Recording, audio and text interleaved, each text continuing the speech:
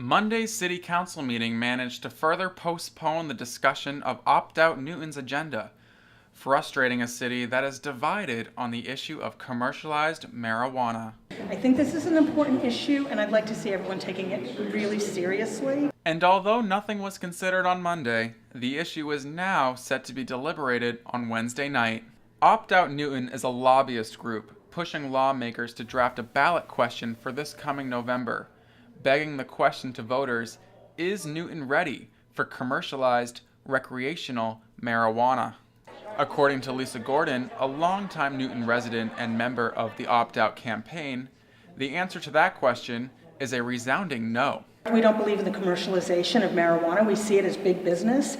There's some really interesting stuff out there where you can see that the marijuana industry is on the same trajectory that tobacco took when they started introducing it. Aside from big business, opt-out members are quick to point out the potential safety complications that could come along with opening pot shops in Newton. If you look at the experience of similar communities elsewhere where they've had this experience already, they've had to add police because it is an all-cash business and because there are issues with intoxicated driving.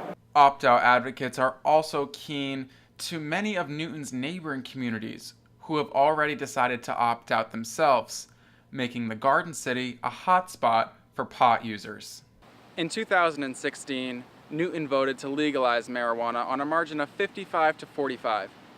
That yes included both possession and the opening of marijuana retailers, unless of course the city decides to opt out of the retailing portion. If not, retailers will be able to open in Newton starting December of this year. In Newton's case, up to 8 retailers would be fair game. This number comes from the state, which dictates that a city's pot shop cap is equivalent to 20% of its liquor stores.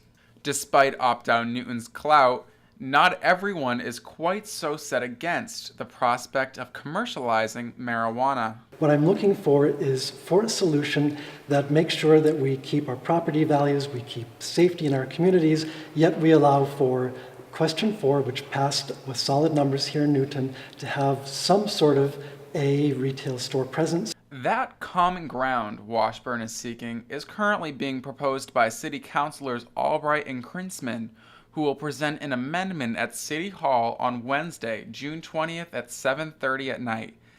That amendment will allow for anywhere between 2 and 6 marijuana retailers, no more and no less. That amendment is also requested to be on the November ballot, and unless it or opt-out passes, Newton will be looking at up to 8 marijuana stores citywide. Reporting from Newton City Hall, Matt Fortin, Newton News.